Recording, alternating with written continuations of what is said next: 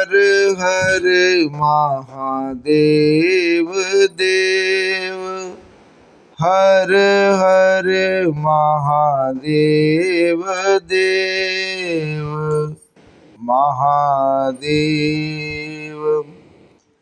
धर्म प्रेमी बंधुओं, श्री शिव महापुराण रुद्र संहिता युद्ध खंड के आज 37वें अध्याय में आप सब सुनेंगे शंखचूड़ के साथ कार्तिकेय आदि महावीरों के युद्ध की कथा। सनत कुमार बोले, हे व्यास जी, उस समय दानवों ने सभी देवताओं को पराजित कर दिया, जिसे शस्त्रास्त्रों से क्षत विक्षत अंगों वाले देवता भयभीत होकर भागने लगे। वे लौटकर शिव जी की शरण में गए और हे सर्वेश रक्षा करो रक्षा करो, ऐसा विह्वल वाणी में कहने लगे।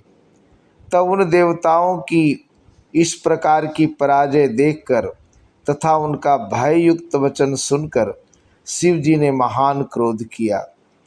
कृपा दृष्टि से देखकर उन्होंने देवताओं को अभय दान दिया और अपने तेज से गणों के बल को बढ़ाया।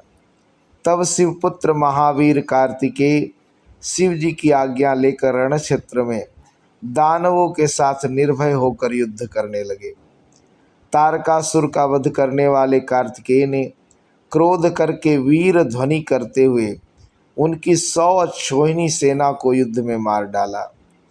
कमल के समान नेत्र वाली काली सहसा दैत्यों का सिर काटकर रक्त बहाने लगी और उनका भक्षण करने लगी।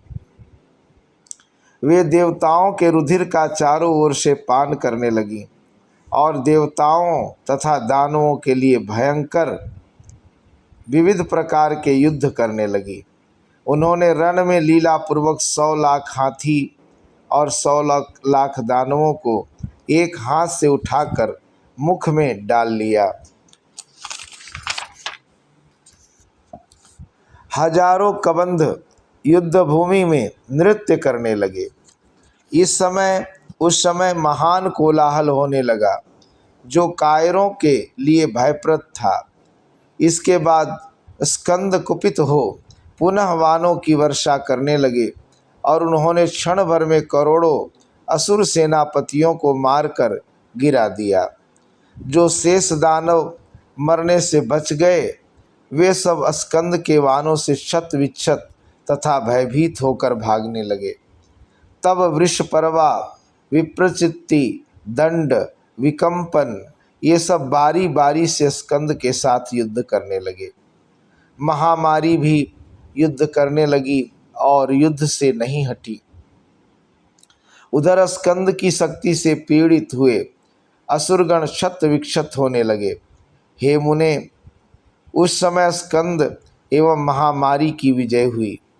स्वर्ग में दुंदुभियाँ बजने लगी और फूलों की वृष्टि होने लगी।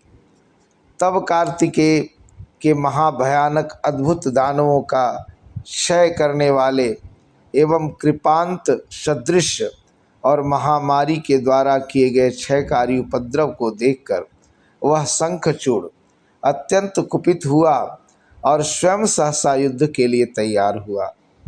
वह शंखचूड़ अनेक प्रकार के अस्त्र शस्त्रों से युक्त विविध रत्नों से जटित तथा सभी वीरों को अभय देने वाले विमान पर चढ़कर महावीरों के साथ रणभूमि में उपस्थित हो गया और कर्ण पर्यंत धनुष की प्रत्यंचा खींचकर वानों की वर्षा करने लगा। उसकी वह सर्ववृष्टि भयानक थी तथा प्रतिकार के योग्य नहीं थी। उसे युद्ध में घनघोर अंधकार छा गया। सभी देवता तथा नंदीश्वर आदि जो अन्य थे, वे महागण भागने लगे। उस युद्ध में एकमात्र कार्तिकेय ही डटे रहे। उस समय दानवराज ने पर्वतों, सर्पों, नागों एवं वृक्षों की भयंकर एवं दुर्निवार्य वर्षा की। उस वृष्टि से शिवपुत्र स्कंद उसी प्रकार आहत आच्छन्न हो गए जैसे घने कोहरे से आच्छादित सूर्य। हे मुनि श्रेष्ठ, उसने मैं दानव के द्वारा सिखाई गई अपनी अनेक प्रकार की माया फैलाई, किंतु कोई भी देवता तथा गण उसे नहीं जान सके। उसी समय महामायावी एवं महाबली शंखचूड़ ने अपने एक ही दिव्यवान से उनके धनुष को काट दिया। उसने उनके दिव्य रथ एवं रथ के रक्षकों को नष्ट कर दिया तथा अपने दिव्यास्त्र से उनके मयूर को जर्जर कर दिया। उसने उनके वक्षस्थल पर सूर्य के समान देदीप्यमान एवं आघात करने वाली अपनी शक्ति चलाई। तब उसके प्रहार से वे कार्तिकेय सहसा मूर्छित हो गए। पुनः क्षण मात्र में चेतना प्राप्त कर शत्रु वीरों को नष्ट करने वाले कार्तिकेय अपने महारत्न जटित वाहन पर सवार हो गए। वे कार्तिकेय पार्वती सहित शिव के चरणों का स्मरण कर अस्त्र शस्त्र लेकर घनघोर संग्राम करने लगे। उन शिव पुत्र ने क्रोधपूर्वक अपने दिव्यास्त्र से उसके समस्त सर्पों, पर्वतों, वृक्षों एवं पाषाणों को काट दिया। उन्होंने पार्जन्यवान के द्वारा लीला से ही शंखचूड़ के आग्नेयास्त्र को शांत कर दिया और उसका रथ तथा धनुष भी काट डाला। वे उसके कवच, समस्त वाहन, उज्ज्वल किरीट एवं मुकुट को नष्ट कर वीर ध्वनि करने लगे तथा बारंबार गरजने लगे। उसके बाद उन्होंने दानवेंद्र की छाती पर सूर्य के समान देदीप्यमान शक्ति से प्रहार किया। उस अत्यंत तीव्र प्रहार से वह मूर्छित हो गया। वह महाबली थोड़े ही देर में शक्ति की पीड़ा दूर कर चेतना प्राप्त करके उठ गया तथा सिंह के समान गर्जना करने लगा। उस महाबली ने कार्तिकेय पर अपनी शक्ति से प्रहार किया। तब कार्तिकेय विधाता के द्वारा दी गई शक्ति को अमोघ सिद्ध करने के लिए पृथ्वी तल पर गिर पड़े। तब काली उन्हें अपनी गोद में उठाकर शिव जी के पास ले गई। शिव जी ने अपनी लीला से ज्ञान के द्वारा उन्हें जीवित कर दिया और उन्हें अनंत बल प्रदान किया। तब वे महाप्रतापी शिवपुत्र उठ बैठे तथा पुनः युद्ध में जाने के लिए विचार करने लगे। इसी बीच महाबली तथा पराक्रमी वीरभद्र बलशाली शंखचूड़ के साथ रणक्षेत्र में युद्ध करने लगे। उस दानव ने समर में जिन जिन अस्त्रों को चलाया, उन अस्त्रों को उन वीरभद्र ने लीलापूर्वक अपने वाणों से नष्ट कर दिया। तब उस दानवेश्वर ने सैकड़ों दिव्य अस्त्र छोड़े, किंतु प्रतापी वीरभद्र ने अपने वाणों से उनका छेदन किया।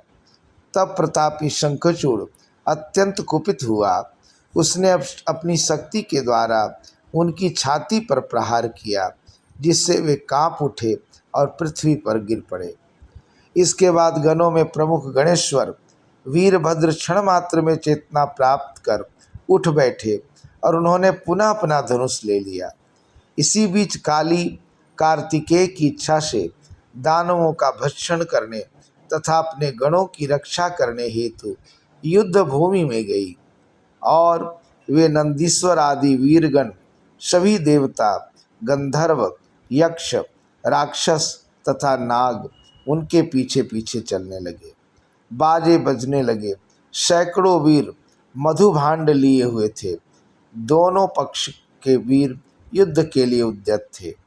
इस प्रकार श्री शिव महापुराण के अंतर्गत द्वितीय रुद्र संहिता के पंचम युद्ध खंड में शंखचूड़ वध के अंतर्गत ससैन्य शंखचूड़ युद्ध वर्णन नामक 37वां अध्याय पूर्ण हुआ।